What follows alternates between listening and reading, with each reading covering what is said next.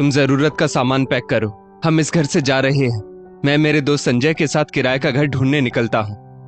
दिनेश ने अपनी पत्नी सीमा से कहा, किराए का घर? क्या हम इस घर को छोड़कर किराए के घर में रहने जाएंगे? ये घर तो दादाजी ने बनवाया था। इस घर पर हमारा भी हक है, तो भला हम क्यों किराए के घर में रहने जाएं? हमारे जाने के बाद तो पूरा घर पापा जी भैया भाभी के नाम कर देंगे।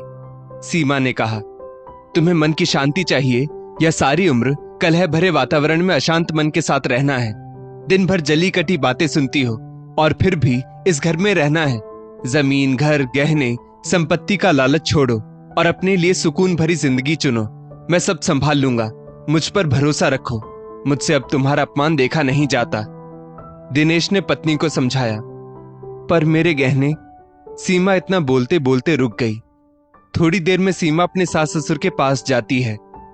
हमने इस घर से अलग होकर किराए के घर में रहने का मन बना लिया है। हम 1-2 दिन में किराए के घर में शिफ्ट हो जाएंगे। अगर आप लोग मुझे मेरे गहने दे देते तो अच्छा रहता। सीमा ने अपने सास ससुर से धीरे से कहा। कैसे गहने? कौन से गहने? ससुराल के गहने तो तुम्हें मिलने से रहे। रही बात तुम्हारे मायके से मिले गहनों की, तो वो तुम बाद में आकर ले जाना। ससुर जी ने मुंह बनाते हुए कहा। पर पापा जी, गहने बनाने और हमारी शादी की व्यवस्था में तो दिनेश जी ने अपनी पूरी बचत लगा दी थी, तो इस लिहाज से गहनों पर उनकी पत्नी यानी मेरा हक बनता है। मुझे मायके और ससुराल दोनों तरफ के गहने चाहिए। सीमा ने आत्मविश्वास के साथ कहा। तुम लोगों को इस घर से जाना है तो जाओ, पर ना घर में हिस्सा मिलेगा ना गहने मिलेंगे। सासुमा आशा जी ने भी अपना फरमान सुना दिया। सीमा, मैंने तुम्हें पहले भी समझाया है ना कि जीवन में शांति से बड़ा सुख कुछ नहीं है। थोड़े से गहनों के लिए बेकार में रिश्ते और मन खराब मत करो। मैं रिश्तों में किसी भी प्रकार का मैल रखकर इस घर से नहीं जाना चाहता। तुम्हें अपने पति की काबिलियत और हौसले पर भरोसा रखना चाहिए। दिनेश ने कहा। मम्मी पापा, हमें आपके आशीर्वाद के अलावा कुछ नहीं चाहिए। बस अपने दिल में हमारे लिए जगह बनाए रखना। दिनेश ने अपने माता पिता से कहा। दिनेश और सीमा घर के छोटे बेटा बहू थे। रमन जी और आशा जी के 2 बेटे और 1 बेटी थी। रमन जी सरकारी नौकरी पर थे। उनके रिटायर होने में अभी 1 साल बाकी था। बेटी की शादी अच्छे घर में हो चुकी थी। बड़ा बेटा अमन गवर्नमेंट बैंक में एम्प्लॉय था और बड़ी बहू नताशा भी संपन्न परिवार से थी। छोटा बेटा दिनेश प्राइवेट कंपनी में जॉब करता था। 60,000 रुपए तक कमा लेता था, जो उसके पिता और भाई के मुकाबले कम सैलरी थी। कंपनी में जॉब के दौरान ही उसकी मुलाकात सीमा से होती है। दोनों एक दूसरे को पसंद करने लगते हैं और शादी करना चाहते थे, पर जितना उन्होंने सोचा था ये उतना आसान नहीं था। सीमा निम्न मध्यम वर्गीय परिवार से थी। अपने माता पिता की इकलौती बेटी, वो भी दूसरे समाज की। सीमा के पिता अक्सर बीमार रहते थे। उनकी छोटी सी किराने की दुकान थी जो अक्सर बंद रहा करती थी। उनका घर सीमा की सैलरी से ही चलता था, इसलिए सीमा का नौकरी करना जरूरी था। पर दिनेश के माँ पापा को नौकरी पेशा लड़की को अपने घर की बहू बनाना पसंद नहीं था। तुम्हें हमारे घर की बहू बनने के लिए अपनी नौकरी छोड़नी पड़ेगी, आशा जी और रमन जी ने सीमा से कहा। मेरे लिए नौकरी करना शौक नहीं, जरूरत है। मैं किसी भी कीमत पर नौकरी नहीं छोड़ सकती, पर मैं दिनेश जी को भी खोना नहीं चाहती, सीमा ने हाथ जोड़ते हुए कहा। दिनेश ने भी अपने माँ पापा को खूब मनाया। ना चाहते हुए भी दिनेश का परिवार इस शादी के लिए राजी हो जाता है, पर दिल से किसी ने भी उसे स्वीकार नहीं किया। सीमा घर परिवार नौकरी सब संभालने की भरपूर कोशिश कर रही थी। परिवार में अपनी जगह बनाने के लिए वो सबसे विनम्रता से पेश आती। सास ससुर जेठ जेठानी की इज्जत करती, पर परिवार के लोग नौकरी पेशा बहू के हर काम में कमियां ही निकालते, तानों की बरसात करते, दोनों बहुओं में भेदभाव करते। छोटी बहू सीमा के सारे गहने सासुमा अपने पास रखती थी। सीमा के पिता ने अपनी आर्थिक स्थिति के अनुसार 6 तोला सोना दिया था, जिसमें गले का हार, कान के बूंदे, अंगूठी और एक पतला सा ब्रेसलेट था।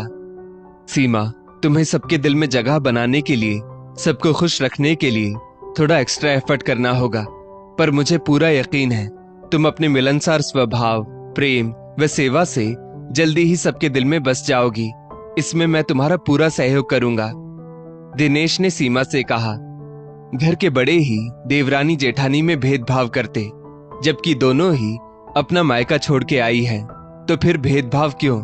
पर यह बात सीमा के सास ससुर समझते नहीं थे। वो सीमा के मायके वालों का जरा भी सम्मान नहीं करते थे, क्योंकि उनका पारिवारिक स्टेटस मैच नहीं होता था। सीमा बहुत सब्र के साथ अपनी जिम्मेदारियों का पालन कर रही थी।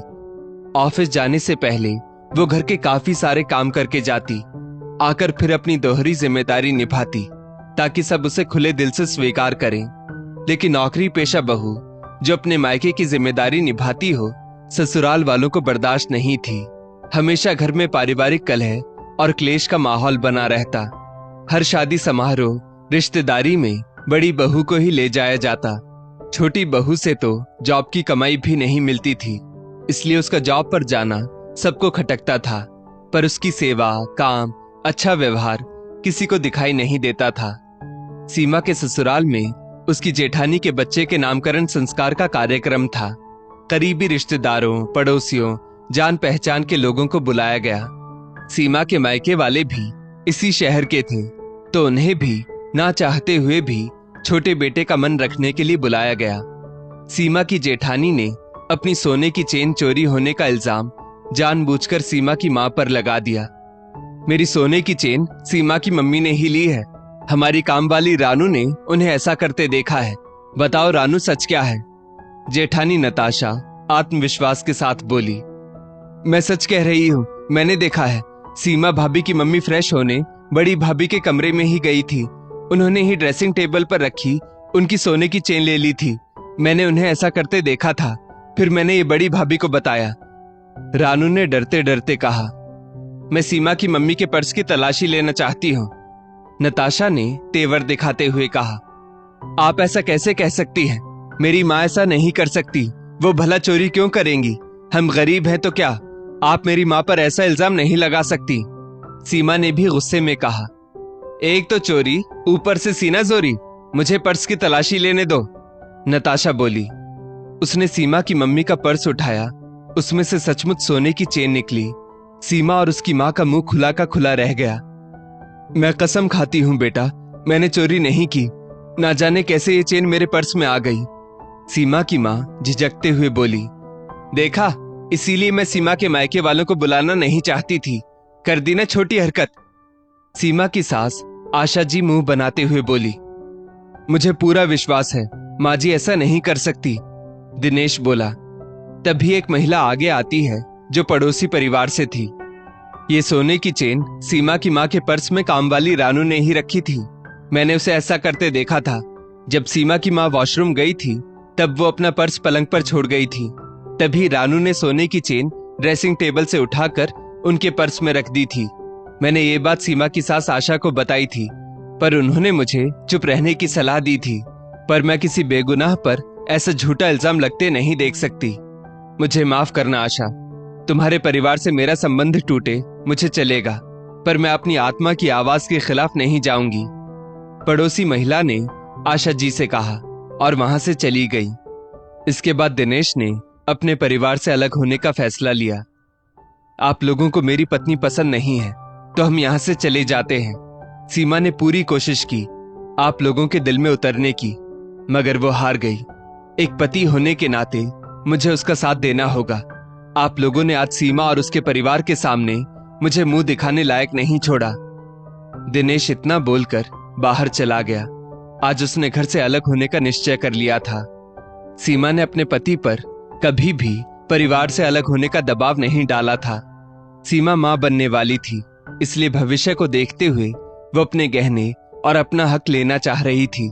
पर ससुराल वालों ने उसे कुछ भी देने से इनकार कर दिया था। तब पति दिनेश ने उसे समझाया कि जीवन में सम्मान के साथ जीना जरूरी है। इसके लिए अपना हक भी छोड़ना पड़े तो छोड़ देना चाहिए।